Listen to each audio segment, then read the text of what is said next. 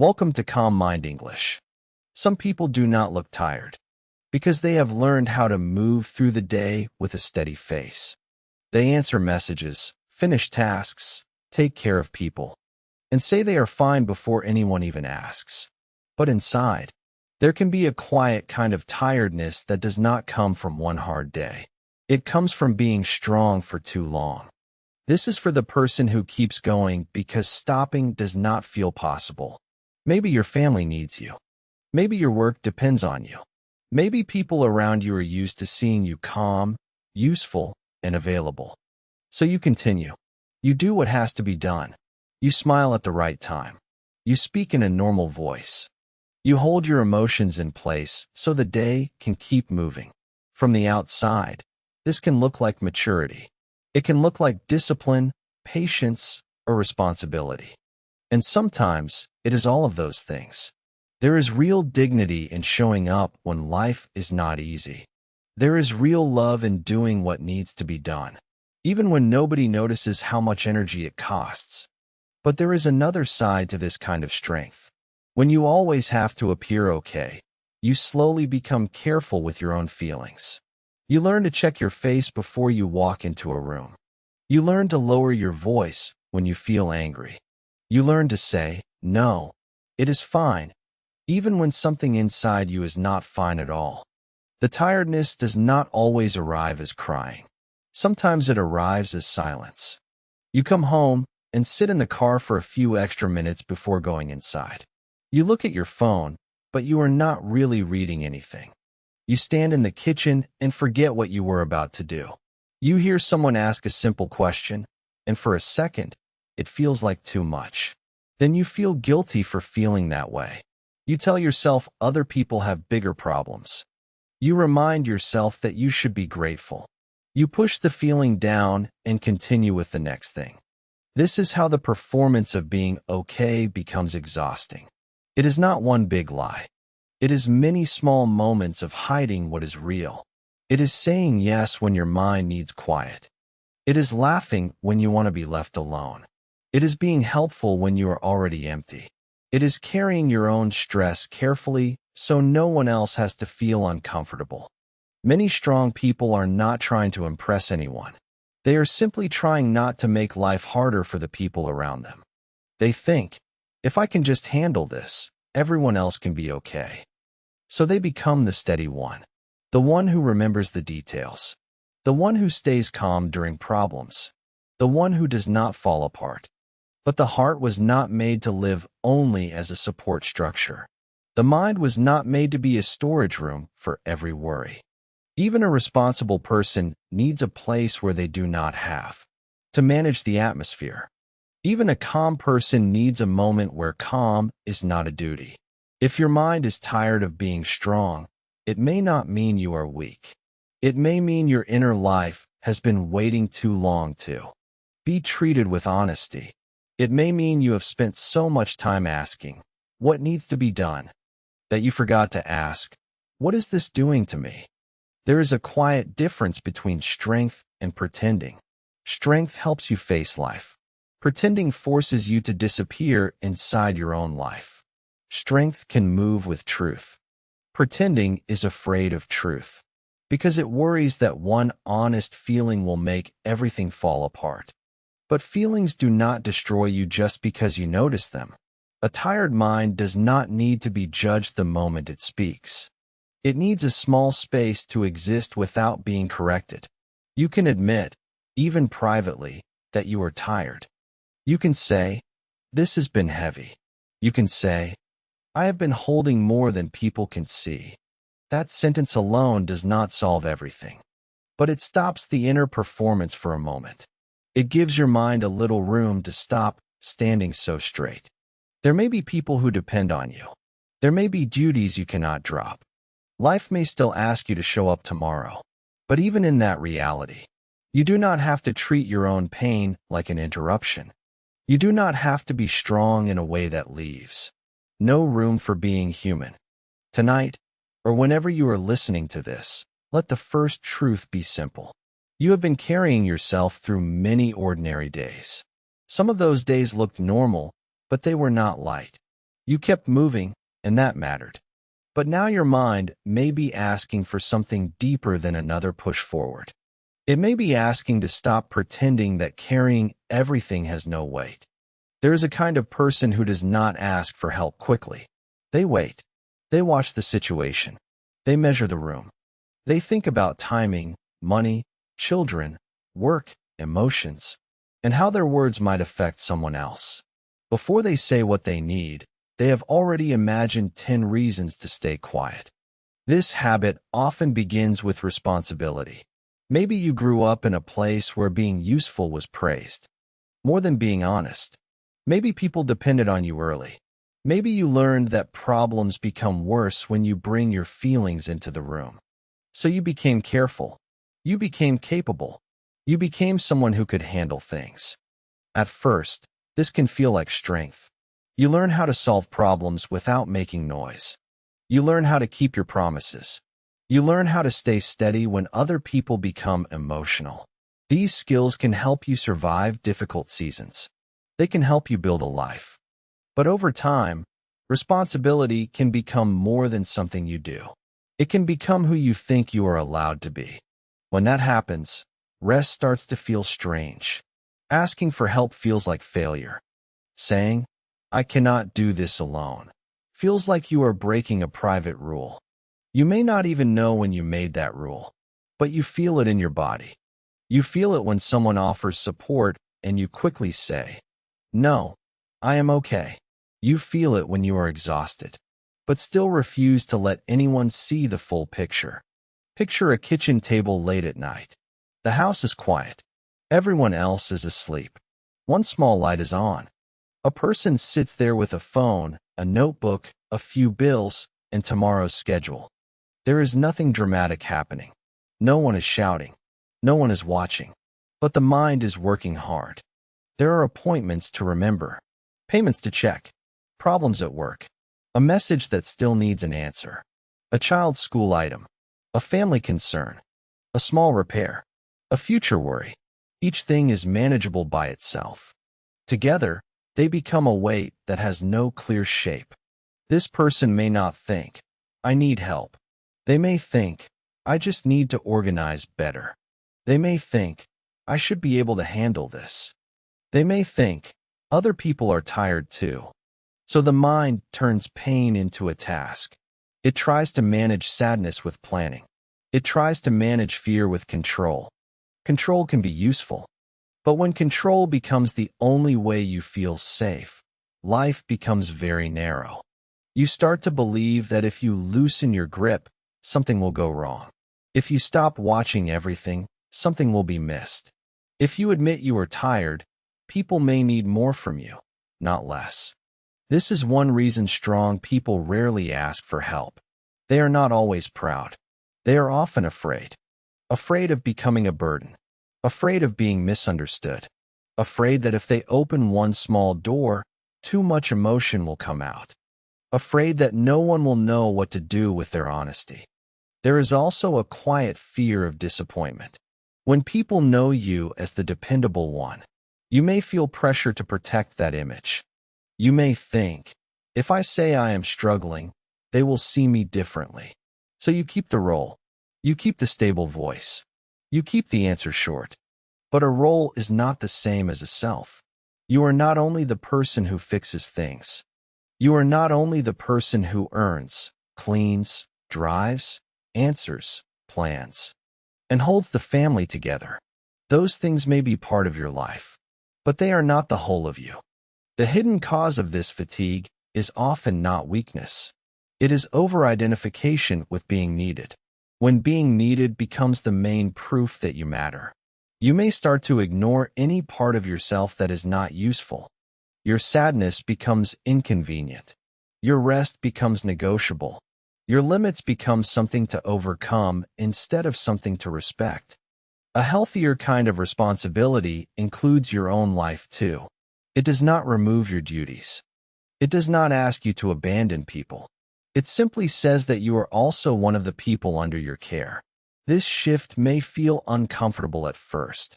You may not know how to ask for support without explaining too much. You may not know how to rest without guilt. You may not know how to be honest without making your voice sound smaller. That is understandable. A person who has practiced carrying everything will need time to practice sharing even one small part. Start with a simple private truth. I am tired, and that matters. Not tired as a complaint. Not tired as an excuse. Tired as information. Tired as a signal from a mind that has been trying to protect everyone, including you.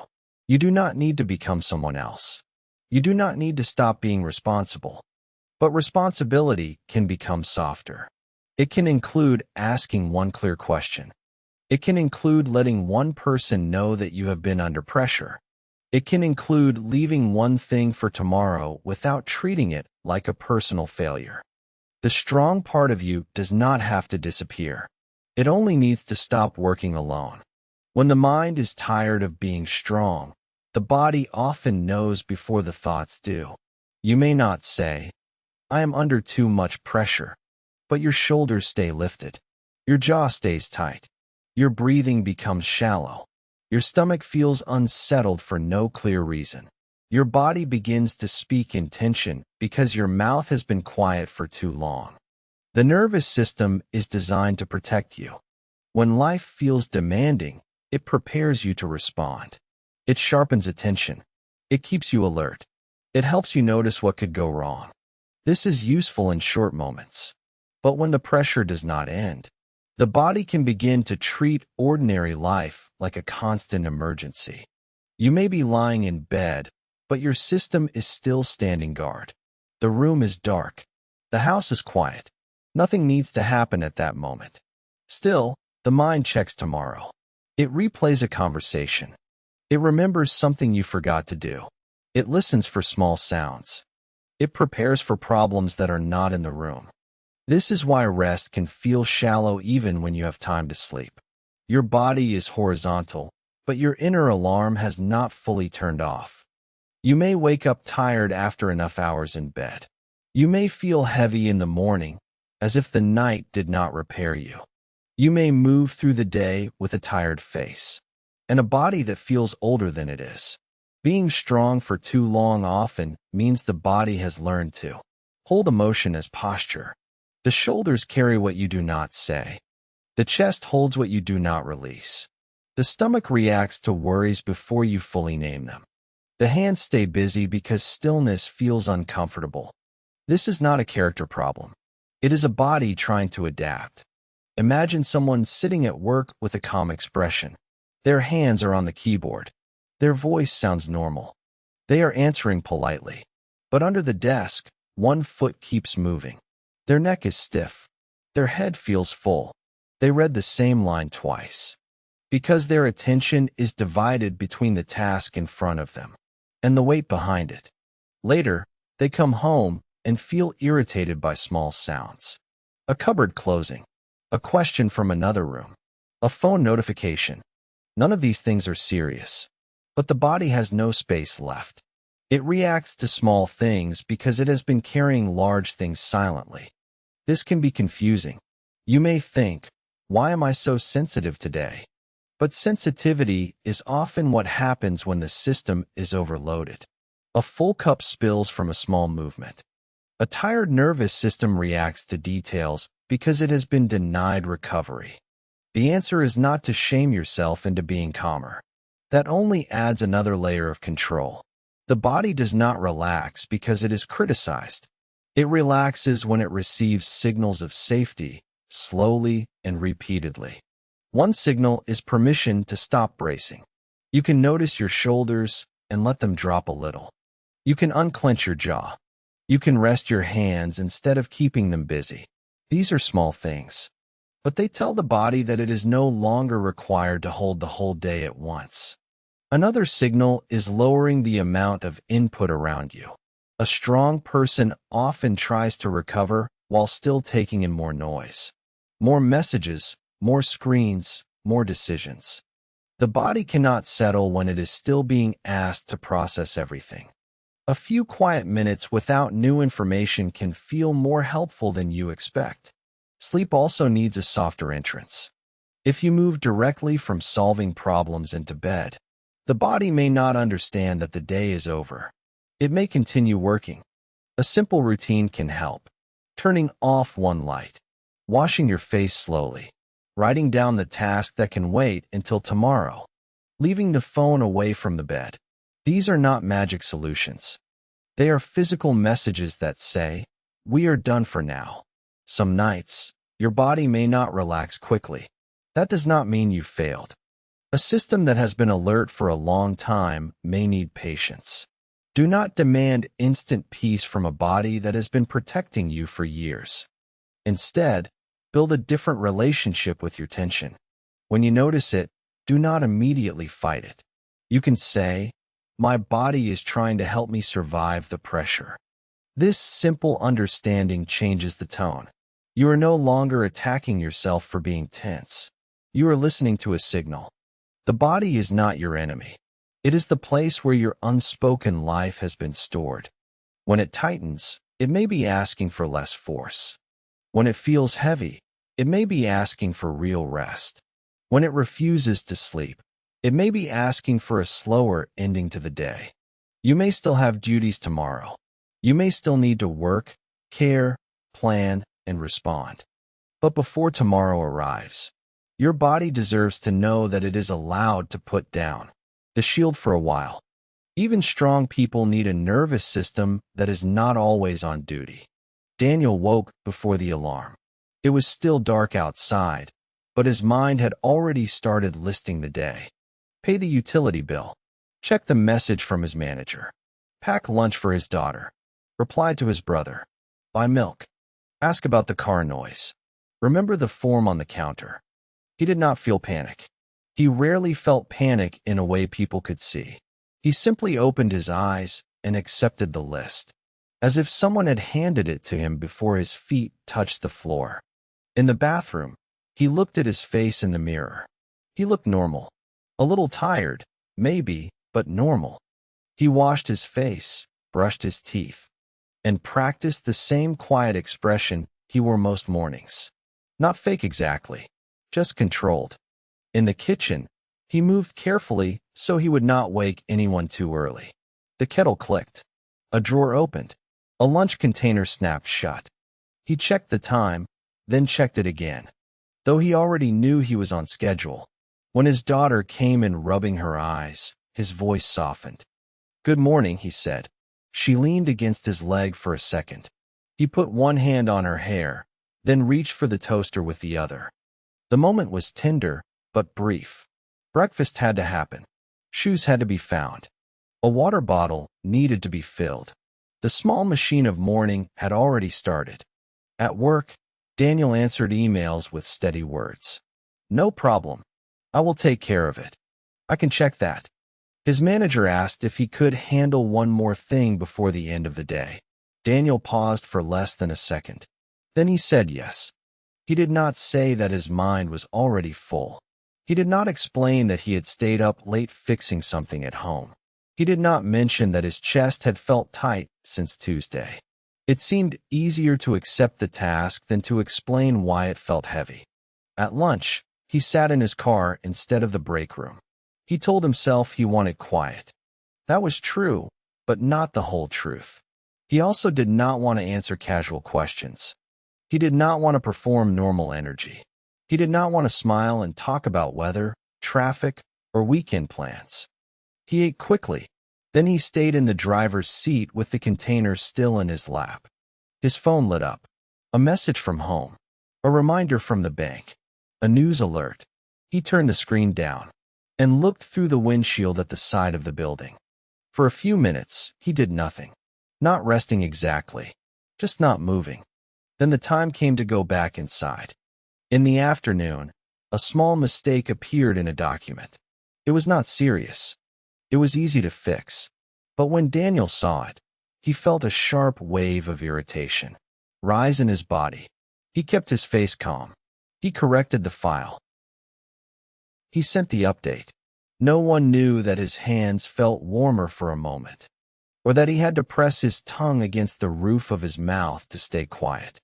On the way home, traffic was slow. He listened to a podcast but could not follow it. The voices became background noise. His mind moved from money to work to family to the strange sound in the car. At a red light, he rubbed his eyes with his thumb and finger. When he pulled into the driveway, he did not get out right away. This was the part of the day no one saw. The car was off. The keys were in his hand. The house was only a few steps away. Inside, people he loved were waiting. Still, he sat there, looking at the garage door, needing a small space between one roll and the next. After 2 minutes, he opened the door and went inside. His daughter ran toward him with a drawing. His spouse asked about dinner. A bag was on the floor. The kitchen needed attention. Someone had forgotten to buy something. Daniel put his work bag down and smiled at the drawing first. He meant the smile. He loved her. He was glad to be home. He was also deeply tired. Both things were true. During dinner, he listened more than he spoke. He asked about school. He nodded at the right moments. When a cup spilled, he stood quickly to get a towel. No complaint. No heavy sigh. Just movement. Later, after dishes and bath time and a short conversation about tomorrow, the house became quiet. Daniel walked through the rooms, turning off lights. He picked up socks from the hallway. He moved a toy from the stairs. He checked the front door lock. In the living room, he stopped. The lamp was still on. The couch looked soft. For once, there was nothing urgent in front of him for the next 5 minutes. He sat down slowly, as if he needed permission from someone. The room hummed with ordinary silence. His phone was on the table. He did not pick it up. At first, his mind kept working. It offered him tomorrow's list. It reminded him of the bill. It brought back the work mistake. It asked whether he had been too quiet at dinner. It asked whether he was doing enough. Daniel leaned back and closed his eyes.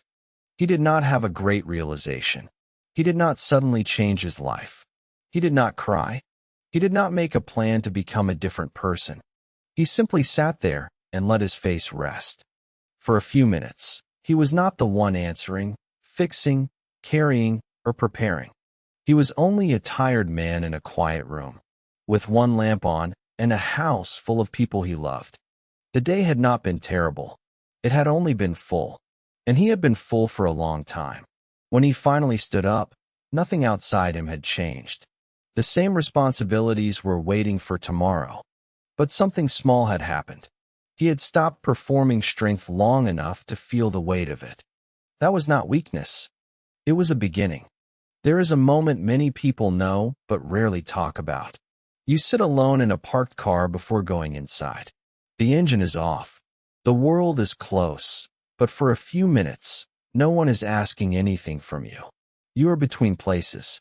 Not fully at work anymore. Not fully at home yet. Not fully needed. In that small space, the truth often becomes easier to hear. You may notice how tired you are. You may notice that your patience has been thinner. You may notice that you have been holding your breath through the day. You may notice that the strength people see is only part of the story. For a long time, you may have believed that strength means control. Control your face. Control your voice. Control your reactions. Control the schedule. Control the mess. Control the emotion before it becomes visible. There is a reason you learned this. Control may have helped you survive difficult times. It may have helped you protect your family, keep your job, or avoid conflict. But a life built only on control becomes very tiring. It does not allow much room for softness. It makes every feeling feel like a risk. It teaches you to treat your own needs as something to manage. Quickly before anyone notices. A deeper kind of strength is different. It does not require constant hardness. It does not ask you to be available every moment. It does not measure your worth by how much you can endure without speaking. This kind of strength has room for truth. Truth can be simple. I am tired today. I need a few minutes. I cannot talk about this right now. I want to help, but I cannot carry all of it. These sentences may sound small, but for someone who is used to hiding pressure, They can feel almost unfamiliar. You do not need to say them perfectly. You do not need to explain your whole inner world. You do not need to turn one honest sentence into a long apology. You can begin with less. I need a little quiet first. That is a complete sentence. At first, saying something like this may feel selfish. But it is not selfish to tell the truth about your capacity. It is not selfish to pause before you answer. It is not selfish to stop making your nervous system pay for everyone else's comfort. There is a difference between caring for people and disappearing for them. Caring includes love, effort, patience, and service. Disappearing means your own inner life is never allowed to enter the room. Many strong people confuse these two because both can look responsible from the outside. But the cost is different. Caring can leave you tired, but still connected to yourself. Disappearing leaves you numb. You may still do all the right things, but some part of you feels far away. Softening does not mean you stop caring. It means you stop treating yourself like a tool for solving problems. You are a person before you are a provider, worker, parent, partner, child, helper, or dependable friend. You have a mind that needs quiet. You have a body that needs recovery. You have feelings that deserve to be named before they become resentment. One honest pause can change the direction of an evening. Imagine coming home already full. Usually, you might walk in and immediately absorb the next demand. But this time, before opening the door, you sit for 60 seconds. You place your hands in your lap. You let your shoulders drop. You say quietly, I am entering the house tired. I do not have to hide that from myself. Nothing dramatic happens, but the body hears you. The mind hears you. You have stopped denying the state you are in. Then, when you go inside, you may still help. You may still cook, listen, clean, or answer questions. But you are not pretending the whole time. You are moving with a little more honesty. This honesty may also help you choose what does not need to be controlled. Not every small mess needs your immediate attention. Not every message needs a quick response. Not every emotion in the room is yours to fix. Not every problem becomes safer because you worry about it harder. The mind that is tired of being strong often needs permission to release false responsibility. Some things are yours. Some things belong to other adults. Some things belong to tomorrow. Some things belong to life itself, and no amount of tension can fully control them. This is not easy to accept. Control can feel like love. Worry can feel like preparation. Overfunctioning can feel like loyalty. But if your care for others constantly requires you to abandon yourself, something needs to become more balanced. A strong life does not have to be a tense life. A responsible person can still have limits. A loving person can still need space. A dependable person can still say, I cannot hold this right now. The shift is quiet. It happens in small decisions. You answer honestly instead of automatically. You rest before you are completely empty. You let someone else handle what they can handle. You allow one imperfect evening without turning it into evidence that you failed. This is strength with breath in it. Strength that can bend. Strength that can sit down. Strength that does not need to prove itself by suffering silently. You are allowed to be steady without being rigid. You are allowed to care without carrying everything. You are allowed to be strong and still need relief. Sometimes the mind does not need a new plan. It needs a place to put down the weight for a while. Not forever. Not dramatically. Just long enough to remember that you are not only a person who carries things. A gentle release usually begins in ordinary ways. You leave one task unfinished on purpose. You write down one honest sentence. You let one message wait until morning. You tell someone, I need 10 minutes first. These actions may look small, but they teach the mind that safety does not only come from control. Many strong people wait for a perfect moment to rest. They imagine rest will come after the house is clean, after the money is stable, after work slows down, after everyone else is okay. But life rarely gives a completely clear space. There is almost always one more thing to do. If rest is always placed after everything, it may never arrive. So the practice is not to wait until the whole life becomes light. The practice is to create small places where the weight does not follow you. One way is to close the day with a short written sentence. Not a long journal, not a deep analysis, just one line that tells the truth. Today felt heavier than I showed. I did what I could. I am allowed to stop for tonight. A sentence like this gives your mind a container. It says, this feeling has been seen. It does not need to keep knocking all night. Another way is to choose one boundary that is simple enough to keep. For example, after a certain time, you do not solve non-urgent problems by message. Or you sit for 5 minutes before starting the next home task. Or you ask one person in the house to handle one specific thing instead of silently doing it yourself. A boundary does not have to be loud to be real. It can be calm. It can be practical. It can be spoken without anger.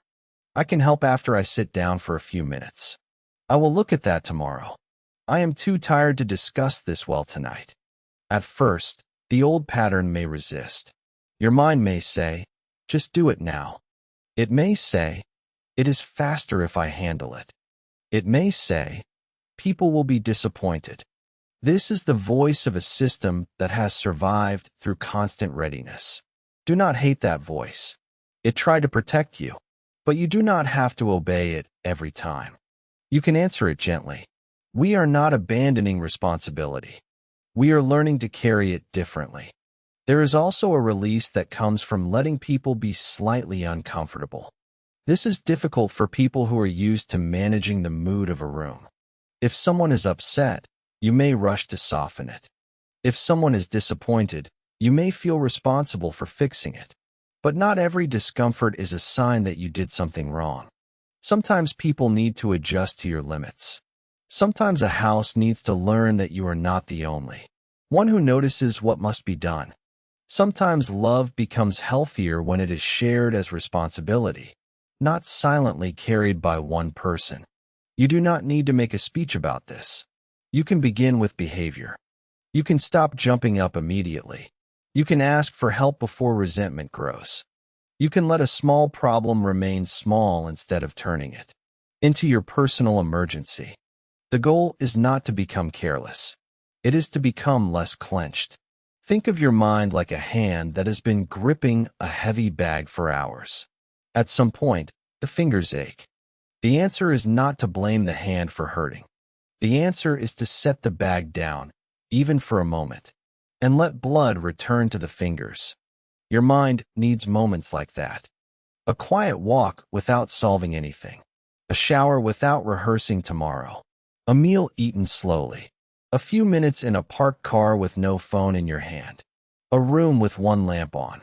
A task left for morning because your body is asking to stop. These are not escapes from life. They are ways of returning to life with less resentment and more presence. You may still be the strong one in many ways. You may still carry important responsibilities. You may still be the person others trust. But from now on, strength does not have to mean silent pressure. It can mean knowing when to pause. It can mean telling the truth sooner. It can mean allowing your face, your shoulders, and your heart to stop performing for a little while. Tonight, let one thing remain undone if it can wait. Let one honest sentence be enough.